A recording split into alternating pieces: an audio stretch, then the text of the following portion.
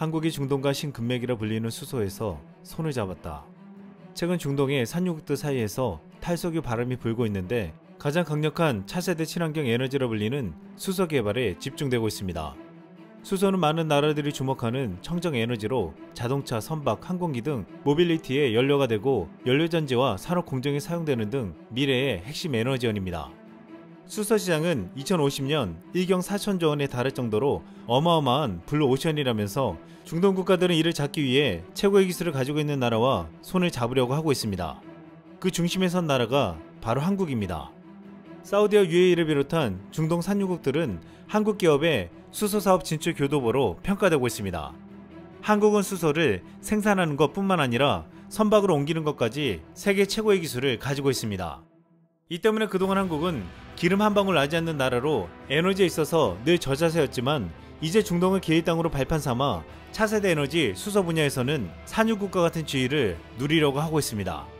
지금 중동 순방 중인 문 대통령은 UAE와 수소 대중교통 시스템 기반 수소 도시 개발을 하겠다고 약속하고 사우디에서는 수소 경제 연례전환 등 신산업 분야 MOU 14건을 체결했습니다.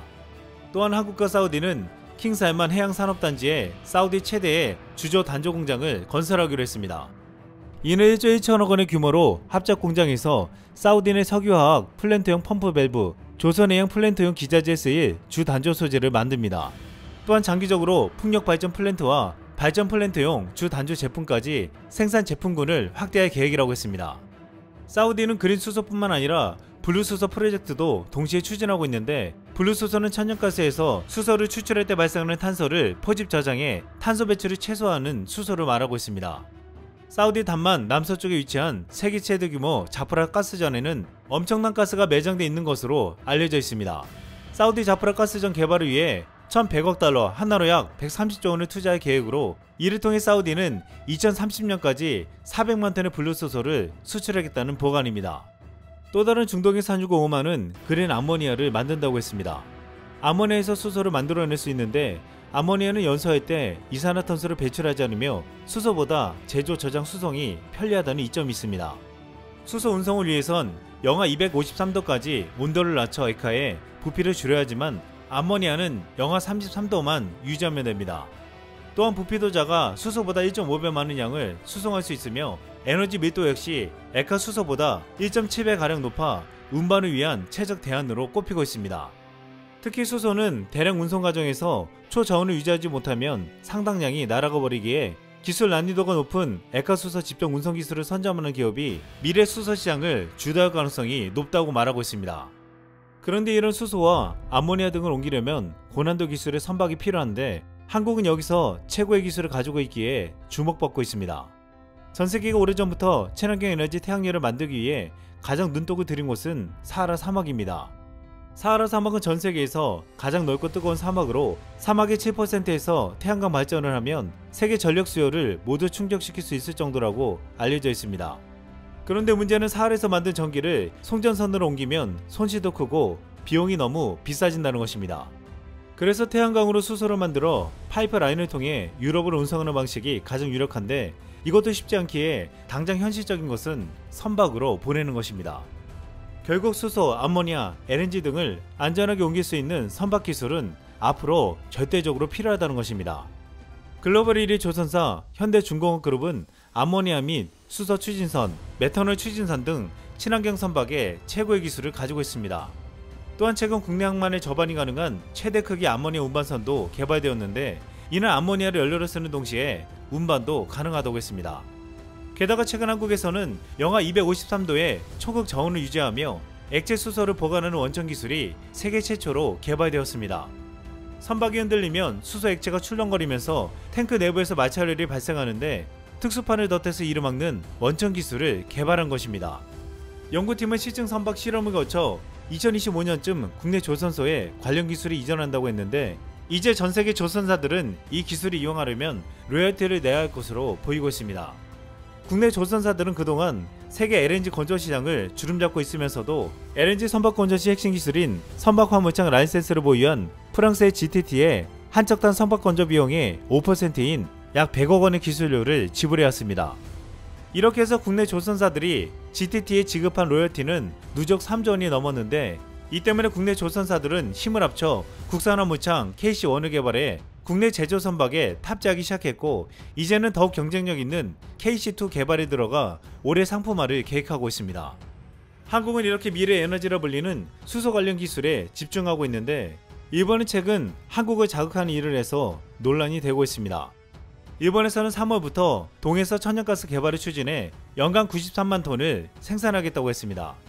그런데 이 지역이 독도 인근이고 한국의 배타적 경제 수역과 가까워 침범 여부를 확인하기 위해 한국 정부가 자표 확인을 요청했지만 일본 정부는 이를 거부했습니다. 이에 분노한 국내 네티즌들은 이건 진짜 명확하게 대처해야 한다. 조금이라도 영해를 침범한다면 바로 현무로 타격해라 라고 강경하게 말했습니다. 그런데 만약에 이곳에서 일본이 가스를 발굴해도 이를 옮기는 데서 예상치 못한 참사가 벌어질 수 있다고 말하고 있습니다. 지난 13일 일본 컨테이너선사 오션 네트워크 익스프레스의 14,000 TEU급 컨테이너선 마드리드 브릿지에서 스택 붕괴로 약 60개의 컨테이너가 유실됐고 80개가 손상을 입었다고 보도되었습니다. 마드리드 브릿지 선박은 아시아에서 미국 동부 해안으로 가는 중 대서양 중부에서 사고를 낸 것입니다. 마드리드 브릿지는 2018년 4월 이마바리 조선소에서 제작된 14,000 TEU급 컨테이너 선입니다. 아시다시피 오션 네트워크 익스프레스는 이런 사고가 이번이 처음이 아니었습니다. 지난 2020년 10월 컨테이너선 원 아컬라가 태평양 횡단 중 컨테이너가 붕괴돼 11월 초 워싱턴주 타코마항으로 우회했습니다. 이후 한 달 만인 11월 컨테이너선 원 에이퍼스가 하와이 인근 바다에서 폭풍우로 만나 대량의 화물을 유실하는 사고를 낸 바 있습니다. 이뿐만 아니라 일본에서 만든 선박은 계속적으로 사고를 유발해왔기에 자국 내에서도 일본에서 만든 선박은 믿지 않고 있습니다. 이런 가운데 일본과 중국에서는 고도의 기술이 필요한 LNG선을 한국에 주문하는 현상이 벌어지고 있는데, 최근 한때 배가 두 동강 났던 일본 선사 MOL에서 중국 후둥 중화조선에 LNG선 6척 수주를 맡겨 주목되고 있습니다. 중국 후둥 중화조선에서 건조한 LNG선 CESI 글래드스토너는 시운전 2년 만에 폐선된 바 있었는데, 글래드스토너는 2018년 6월 이후 더 이상 운행이 불가능하다는 판정을 받았습니다. 일본의 LNG선 건조에 자신이 없어 맡긴 것은 알겠으나 그들이 선택한 중국의 선사는 LNG선을 만든 지 2년이 채 되지 않고 폐선시킬 정도의 실력을 갖췄다는 것입니다. 일각에서는 동해에서 가스를 캐고 이를 중국 LNG선으로 옮기다 또다시 참사가 나는 게 아니냐고 말하고 있습니다. 한국은 그동안 에너지 자원이 전혀 나지 않는 나라로 전적으로 수입에 의존하며 국제 정세가 바뀔 때마다 큰 서름을 당했습니다. 하지만 이제 미래에는 배터리와 반도체를 만들 수 있는 나라가 산유국 대접을 받을 수 있다고 하는 가운데 석유를 대체할 미래에너지 수소에 있어서도 한국은 앞서가고 있습니다. 울산과학기술원은 최근 모듈 형태로 크기를 키운 페로보스카이트 태양전지의 최고율 기록을 경신했다고 18일 밝혔습니다. 연구진이 개발한 소재를 쓴 페로보스카이트 전지는 60도 이상의 고온에서 전지를 작동하는 열 안정성 실험과 2000시간에 걸친 장기 내구성 평가에서도 기존 소재보다 월등히 향상된 성능을 보였습니다. 한국은 지금 이렇게 미래의 산유국이 되기 위해 작정하고 그 어떤 나라보다 빨리 미래 에너지를 개발해 가고 있습니다. 이상 쓸망이었습니다.